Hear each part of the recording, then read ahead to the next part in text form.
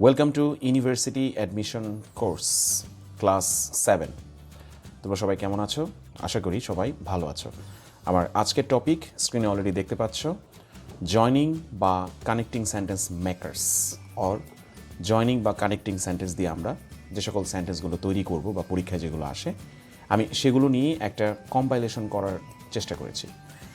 এখানে যতগুলো কোশ্চেন দেখতে পাচ্ছ 1 থেকে অলমোস্ট 11টি, সবগুলোই হচ্ছে বিভিন্ন প্রতিযোগিতামূলক পরীক্ষা, ইউনিভার্সিটি সহ বিভিন্ন প্রতিযোগিতামূলক পরীক্ষায় এসেছে। আমরা প্রতিটা অংশই ভালো করে প্র্যাকটিস করব, কীভাবে এগুলো আসে সেগুলো আমি বিস্তারিত বর্ণনা করে দেব এই ভিডিওতে। আশা করি তোমরা আমার সাথেই থাকবে। এখানে জয়নিং বা কানেক্টিং সেন্টেন্স মেকার্স হিসেবে আমি প্রথমে যেটা বলতে চাই সেটা হচ্ছে, এগুলো আমরা অলরেডি পড়েছি। এইচএসসিতে আমরা বা এসএসসিতে আমরা কমপ্লেক্সের অংশে আমরা জানি so dot dot dot that, such dot dot dot that, as, since, because of, due to, despite, in spite of, while ইত্যাদিতে যখন কোনো সেন্টেন্স আসে, অথবা অলদো, দো, বিসাইডস ইত্যাদি দিয়ে সাধারণত দুটো সেন্টেন্সকে যুক্ত করে। আর দুটো সেন্টেন্সকে যখন যুক্ত করে তখনই কিন্তু এই মার্কারগুলো দুটো সেন্টেন্সকে জয়েন করে, তাই এগুলোকে বলা হয় জয়নিং সেন্টেন্স মার্কার্স বা কানেক্টিং সেন্টেন্স মার্কার্স।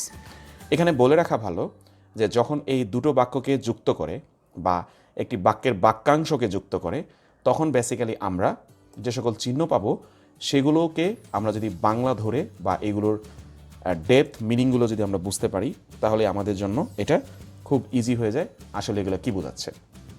তো আজকে আমি আর এগুলোতে সময় না নিয়ে, যেহেতু অলরেডি আমি এইগুলো টপিকের ওপর আমি ভিডিও দিয়েছি, তোমরা যদি চাও সেটা আমার শুরুর দিকে ভিডিও সিম্পল কমপ্লেক্স কম্পাউন্ডে এই ব্যবহারগুলো রয়ে গিয়েছে। তোমরা চাইলে সিম্পল কমপ্লেক্স কম্পাউন্ডের পার্টগুলো যদি দেখো তাহলে এগুলোর বিস্তারিত গঠন দেখতে পাবা। আজকে আমরা সরাসরি এগুলোর উপর ভিত্তি করে যে প্রতিযোগিতামূলক পরীক্ষায় বিভিন্ন ধরনের প্রশ্নগুলো এসেছিল সেগুলো আমরা এখন প্র্যাকটিস করা শুরু করব। তাহলে চলো শুরু করা যাক। এখানে আমরা শুরুতেই দেখতে পাচ্ছি একটি বাক্যে দেওয়া আছে, many embarrassing situations ochre dash a misunderstanding. Exim ব্যাংকে যারা পরীক্ষা দিয়েছিল তাদের জন্য এই প্রশ্ন এসেছিল, অর্থাৎ এটা প্রতিযোগিতামূলক চাকরি বাজারের ক্ষেত্রে এই প্রশ্নটি এসেছিল। তাহলে many embarrassing situations ochre dash a miss understanding. আমরা জানি মিসআন্ডারস্ট্যান্ডিং কারণে অনেক ধরনের এম্বারাসিং, যা আদৌ রীতিসিদ্ধ না বা যা সত্যি আমাদেরকে এক ধরনের এম্বারাসিং মোডে আমাদের তৈরি করে বা সিচুয়েশন তৈরি করে। তাহলে কী কারণে? মিসআন্ডারস্ট্যান্ডিংয়ের কারণে। আমরা জানি শুধু কারণ অর্থ হচ্ছে বিকজ। এখন বিকজ অফ শব্দের অর্থ হচ্ছে কারণে। আমরা জানি কারণে, মূর্ধন্য একা নে, এটার ইংরেজি হচ্ছে বিকজ অফ। তাই এখানে বিকজ অফ হচ্ছে আমরা সরাসরি উত্তর লিখতে পারি। আমরা জানি ফর শব্দের অর্থ হচ্ছে জন্য, বাট এখানে ফর মিসআন্ডারস্ট্যান্ডিংয়ের চেয়ে বিকজ অফটা হচ্ছে বেটার আনসার। 2 নং বাক্যে আমরা দেখতে পাচ্ছি, we need $200 dash this to pay for everything. প্রশাসনিক কর্মকর্তা নিয়োগ। We need $200 dash this to pay for everything. এখানে আমরা ব্যবহারগুলো যা দেখতে পাচ্ছি চারটা শব্দে, সেটা হচ্ছে একটা হচ্ছে বিসাইড, যা শব্দের অর্থ পাশে। আমরা জানি বিসাইড একটা প্রেপোজিশন। তো এখানে প্রেপোজিশন আমরা ব্যবহার কিন্তু করছি না। আমরা কি প্রেপোজিশন ব্যবহার করছি? না, আমরা জয়নিং সেন্টেন্সকে ব্যবহার করছি। জয়নিং সেন্টেন্সে প্রেপোজিশন থাকে না, তাহলে বিসাইড কথাটা বাদ যাবে।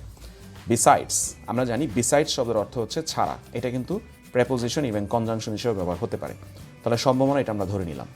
আচ্ছা, এছাড়া অলসো যদি মিলে তাহলে অবশ্যই আমরা এটাও বসাতে পারবো, যে কোনো একটি আমাদের নিতে হবে। এবং এখানে অফটা ভুলে এসেছে, যাই হোক। ডি নাম্বারে লেখা আছে অ্যাজ ওয়েল অ্যাজ এ। আমরা জানি এটাও বেসিক্যালি দুটো বাক্যকে যুক্ত করতে পারে না। অর্থ অনুসারে আমরা দেখতেছি, we need $200 dash this to pay for everything. সব কিছু পরিশোধ করার জন্য এটা ছাড়াও আমাদের আরও $2000 প্রয়োজন। নাও এটা ছাড়াও কিন্তু ছাড়ার ইংরেজি কিন্তু বেসিক্যালি বিসাইডস আসে, কারণ আমরা জানি বিসাইডস শব্দের অর্থ হচ্ছে ছাড়া। তাই এখানে বিসাইডস কথাটা লিখতে হবে।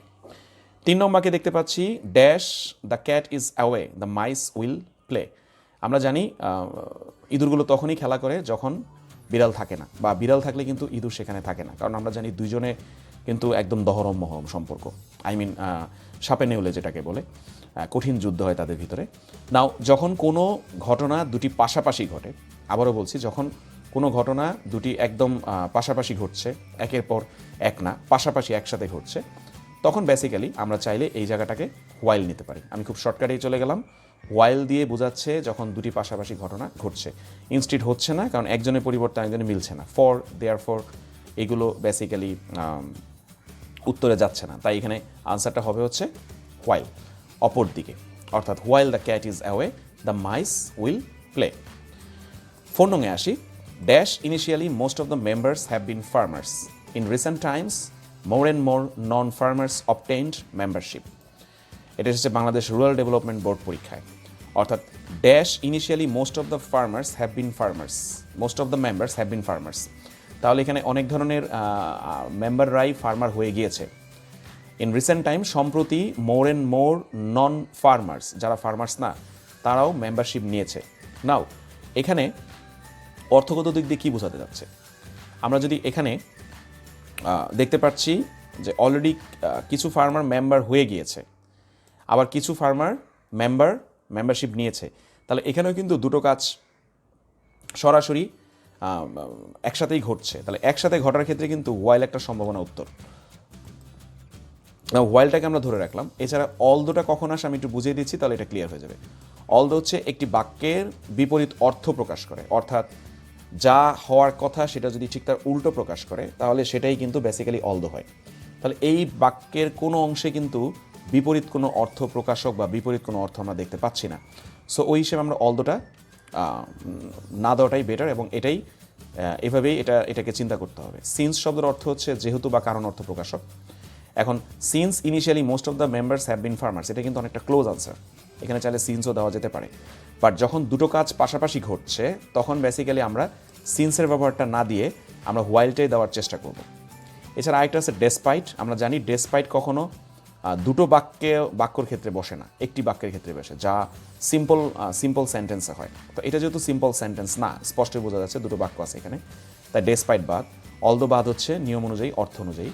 সিন্স ক্লোজ আনসার হওয়ার পরও বাদ দিচ্ছি, কারণ সিন্স এখানে কারণ অর্থে প্রকাশ করছে, বাট ডেসপাইট হোয়াইলটা হচ্ছে এখানে দুটো বাক্য পাশাপাশি ঘটছে বলে এটা সবচেয়ে ক্লোজ আনসার, তাই হোয়াইলটাই হচ্ছে এখানে রাইট আনসার।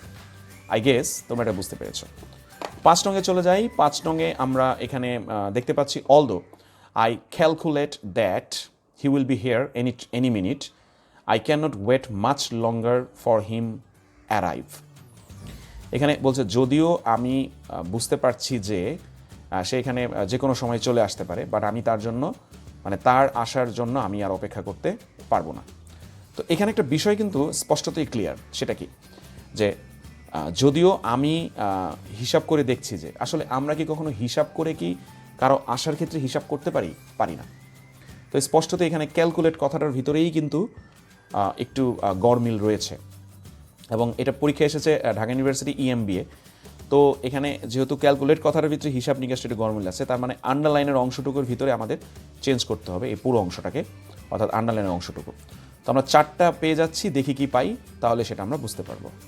এনঙে দেওয়া আছে অলদো আই ক্যালকুলেট দ্যাট, অর্থাৎ এই বাক্যটা এখানে দেওয়া আছে। আমি অলরেডি বলেছি ক্যালকুলেট ডিকশন শব্দটা হচ্ছে না এখানে। 2 দেওয়া আছে অলদো আই রেকন দ্যাট, রেকনটা কিন্তু অনুমান করা অর্থেই বোঝাচ্ছে, বা আমি মনে হচ্ছে যে আমার কাছে। তো এখানে মনে হওয়ার ক্ষেত্রে আমরা দিচ্ছি না শব্দটা, কারণ এখানে অনুমানের ক্ষেত্রে আমরা দেখি আরেকটু শব্দটা। বিকজ আই ক্যালকুলেট, এই বাক্যটা যাচ্ছে না, একই জিনিস। অলদো আই থিঙ্ক দ্যাট, হ্যাঁ আমি মনে করার অর্থে কিন্তু থিঙ্ক কথাটা খুব বেশ ভালোভাবে যায়। অথবা because I am confident that, এটা নিশ্চিতভাবে সে বলতে পারছে না যে সে আসবে কিনা। তো এক্ষেত্রে আই থিঙ্ক কথাটা কিন্তু দারুণ মানায়। সো এই অংশটাকে আমরা কারেক্ট হিসেবে নিতে পারি, অর্থাৎ এখানে আমরা কারেক্ট অংশ হিসেবে ডির উত্তরটা নিতে পারি। এছাড়াও 6 নং আমরা দেখতে পাচ্ছি dash a heavy downpour, there were more than 50,000 fans at the football game. অর্থাৎ ড্যাশ হেভি ডাউনপোর মানে হচ্ছে প্রচণ্ড বৃষ্টিপাত হওয়ার পরও এই অংশটা বোঝাচ্ছে। তো একটা ফুটবল গেমের ক্ষেত্রে আমরা কিন্তু একটা অভিজ্ঞতা দেখতে পাচ্ছি। তো বৃষ্টি হওয়া সত্ত্বেও একটা ফুটবল গেম কিন্তু হয়ে গিয়েছে। নাও এখন এখানে স্পষ্ট বোঝা যাচ্ছে বাংলায় যখন সত্ত্বেও হয় সেটার ইংলিশটা কিন্তু আমরা জানি ডেসপাইট, এটা নর্মালি আমরা জানি। বাট এছাড়া আরেকভাবে ডেসপাইট চেনার উপায় আছে। ডেসপাইট কিন্তু সিম্পল সেন্টেন্স হয়। দেখো এই অংশটা কিন্তু সিম্পল, কীভাবে, এই অংশটা কিন্তু পরিপূর্ণ কোনো বাক্য না, বাক্যের একটা অংশ বিশেষ, তাই স্পষ্টতই এখানে ডেসপাইট অর্থে বোঝাচ্ছে। আর ডেসপাইট কিন্তু বিপরীত অর্থ প্রকাশ করে। বিপরীত কীভাবে অর্থ প্রকাশ করে আমরা জানি, প্রচণ্ড বৃষ্টিপাত হলে কিন্তু দর্শকদের আসার কথা না, বাট দর্শকরা কিন্তু এসেছে, তার মানে কি ঠিক তার উল্টো ঘটেছে। সো এই অংশে তাই উত্তর হিসেবে আসবে ডেসপাইট। 7 অঙ্কে দেওয়া আছে dash my insistence to the contrary he dash pursued his preferred line of action, অর্থাৎ আমার বিরোধিতা থাকা সত্ত্বেও, এখানেও কিন্তু আবার সত্ত্বেও কথাটাই কিন্তু চলে আসতেছে। নাও পরের অংশটা কী হতে পারে সেটা একটা বিষয়, কারণ এখানে অলরেডি দুটো শূন্যস্থান আমরা দেখতে পাচ্ছি। তাহলে সত্ত্বেও কোথায় কোথায় আছে শর্টকাট ওয়েতে যদি আমরা আলোচনা করতে চাই তাহলে এখানে আমরা ডেসপাইটটা ধরতে পারি। আবার দেখো অ্যাকর্ডিং টু হচ্ছে না, ফলোইংও হচ্ছে না, কারণ সত্যের অর্থ হ্যাঁ ইনস্পাইট অফ একটা সত্ত্বেও, তার মানে ইনস্পাইটও কিন্তু অফ কিন্তু একটা সত্যের অর্থে ব্যবহার হচ্ছে। এখন আমরা এই অংশটা নিব নাকি এই অংশটা নিব, এটাকেই এখন আমাদের সবচেয়ে বড় চ্যালেঞ্জ হিসেবে ভাবতে হবে। এখন যদি আমরা বলি despite my insistence to the contrary he accordingly pursued his preferred line of action, এই একটা অর্থ। আবার যদি বলি in spite of his insistence to the contrary he nonetheless pursued his preferred line of action, এখানে কিন্তু পুরোটাই বোঝা যাচ্ছে যখন কোনো বিরোধিতা থাকে তখন বেসিক্যালি সেটা কিন্তু বিরোধিতা বুঝেই মানুষ সেই কাজটা করতে চায় না, কিন্তু বিরোধিতা থাকার পরেও যদি সেটার বিপরীতে কেউ যদি চিন্তা করে তখনই কিন্তু এই জায়গাটাকে ডেসপাইট অর্থে আসে। অ্যাকর্ডিংলি কিন্তু কোনো বিরোধিতা অর্থে বোঝাচ্ছে না, বাট নানদালেস কিন্তু এখানে বিরোধিতা অর্থে বোঝাচ্ছে বা তবুও অর্থে বোঝাচ্ছে। তাই এখানে দুটো অংশই কিন্তু বিরোধিতা অর্থেই প্রকাশক হচ্ছে, তাই আমরা কারেক্টলি এই আনসারটাই করতে পারি, অর্থাৎ ইন স্পাইট অফ এবং নানদালেস।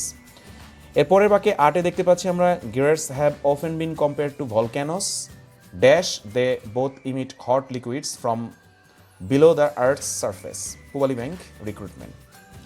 এখানে দুটো বাক্য স্পষ্টতই বোঝা যাচ্ছে। নাও দুটো বাক্য হলে আমরা জানি এখানে ইন স্পাইট অফ বাদ যাবে, কারণ ইন স্পাইট অফ সিম্পলের ক্ষেত্রে ব্যবহার হয়, রিগার্ডলেস অফও বাদ যাবে, সিম্পল অর্থেই ব্যবহার হয়, ডিউটিও বাদ যাবে।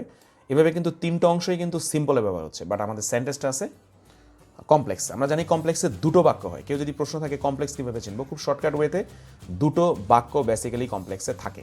আমরা জানি কম্পাউন্ডেও দুটো বাক্য থাকে, বাট কম্পাউন্ডে কিছু চিহ্ন আছে, এখানে স্পষ্টতই বোঝা যাচ্ছে বিকজ হবে। আচ্ছা নাও বিকজ কেন, আমরা তিনটা অংশ যদি বাদও দিয়ে দিই একটা অংশ থেকে যায়, সেটা হচ্ছে বিকজ। এভাবেও আমরা চাইলে খুব শর্টকাটই খুব দ্রুত আনসার করতে পারি।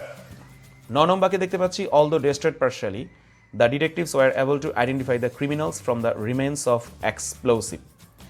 আচ্ছা তাও অলদো ডেস্ট্রয়েড পার্শিয়ালি এই অংশটাকে চেঞ্জ করতে বলেছে না, উত্তর হিসেবে আছে অলদো ডেস্ট্রয়েড পার্শিয়ালি, একই জিনিস, সেটা যাচ্ছে না, কারণ এখানে কোনো সাবজেক্ট নাই। অলদো আমরা জানি কমপ্লেক্স সেন্টেন্স, সাবজেক্ট অবশ্যই এখানে এটা থাকার কথা নেই, তার মানে এটা বাদ। অলদো পার্শিয়ালি ডেস্ট্রয়িং হচ্ছে না বাক্যটা এমনি। Although destroyed it had been, এটাও হচ্ছে না বাক্যটা, because it looks not the way actually the sentence should be. Although it had been partially destroyed, yes এই অংশটা বোঝা যাচ্ছে একটা বাক্য। কীভাবে বাক্য হলো আমি বলে দিচ্ছি। অলদো চিহ্ন, ইট হচ্ছে subject, had been partially destroyed, বোঝাই যাচ্ছে এই অংশটা একেবারেই সম্পূর্ণ একটা পাস্ট পারফেক্ট প্যাসিভের ক্ষেত্রে ব্যবহার হচ্ছে। সো এই অংশটা স্পষ্টতই উত্তরে হয়ে যাবে। 10 নং দেখতে পাচ্ছি the young executive was chosen for the project dash his lack of qualification. এখানে ল্যাক অফ কোয়ালিফিকেশন বোঝাচ্ছে যে তার নিজস্ব কোনো যোগ্যতা নেই। এখন যোগ্যতা যাদের থাকে না তারা কিন্তু সাধারণত চাকরি পায় না, বাট দেখো তাকে কিন্তু এই প্রজেক্টের জন্য চুজ করা হয়েছে, তাহলে সেটা কি ঘটনাটা কি স্বাভাবিক ঘটলো না উল্টা ঘটলো? উল্টো ঘটলো। আর যখন উল্টা কোনো কিছু ঘটে সেটা কিন্তু বিপরীত হয়, তাই বিপরীত অর্থ হিসেবে এখানে আমরা অলদো নিতে পারি, ডেসপাইটও নিতে পারি। বাট কোশ্চেন আমরা অলদো কেন নিব না, কারণ অলদো হচ্ছে কমপ্লেক্সে, এই বাক্যটা কিন্তু কমপ্লেক্সে নাই, এই বাক্যটা হচ্ছে সিম্পলে, তাই আমরা এখানে ডেসপাইট কথাটা আমাদের নিতে হবে। এভাবে সিম্পল এবং কমপ্লেক্সকে আলাদা করে বাক্য খোঁজার একটা ক্যালিভার তোমার ভিতরে থাকতে হবে। লাস্ট বাক্য since he is living Dhaka for 5 years, এখানে কিন্তু 5 বছর যাবৎ সে থাকছে। He is reluctant to leave the city. আমরা জানি কোনো কিছু পূর্ব থেকে শুরু হয়ে এখনও চলতে থাকলে সেক্ষেত্রে কিন্তু আর কন্টিনিউয়াস হয় না, সেক্ষেত্রে কি হয় প্রেজেন্ট পারফেক্ট কন্টিনিউয়াস হয়। আমরা এখানে দেখতে পাচ্ছি প্রেজেন্ট পারফেক্ট কন্টিনিউয়াস হিসেবে সরাসরি আমরা হ্যাজ বিন কথা লিখতে পারি, শি হ্যাজ বিন লিভিং, কারণ আমরা জানি প্রেজেন্ট পারফেক্ট কন্টিনিউয়াস মানে হচ্ছে have has been plus verb plus ING. এই অংশটাকে আমরা চেঞ্জ করে since she has been living answer করতে হবে। তো এভাবেই সাধারণত তোমাকে কম্পাউন্ড বা কমপ্লেক্সের ওপর কতটুকু দক্ষতা আছে সেটা জয়নিং সেন্টেন্সের দ্বারা আসলে তারা দেখার চেষ্টা করবে। সো এই জায়গাগুলোকে তুমি যত বেশি প্র্যাকটিস করবে তত বেশি ভালো। আমি কিছু পার্সোনাল প্র্যাকটিস দেখালাম, আই হোপ তোমরা বুঝতে পেরেছো, আমার ভালো লেগেছে। পরের কোনো একটা দিন হয়তো অন্য আরেকটা টপিক নিয়ে ইউনিভার্সিটি ফ্রি অ্যাডমিশন ক্লাসটা আমি তোমাদের করাবো। সবাইকে এই বলে আজকে বিদায় নিচ্ছি। আর হ্যাঁ, যারা পড়াশোনা করছো তাদের প্রতি দোয়া রইল, খুব ভালো করে পড়াশোনা করো এবং তোমার বন্ধু, তোমার বান্ধবী বা তোমার পরিচিত যারা আছে, যারা ইউনিভার্সিটি ফ্রি অ্যাডমিশন ক্লাসটা করতে চায়, তাদেরকে অবশ্যই আমার এই চ্যানেলের ব্যাপারে বলবে, কারণ এখানে সে বসে ঘরে ফ্রি অ্যাডমিশন ক্লাস করতে পারবে। যদি কোনো কোশ্চেন থাকে অবশ্যই কমেন্ট বক্সে জানাবা। সেই পর্যন্ত সবাই ভালো থাকো। আল্লাহ হাফেজ।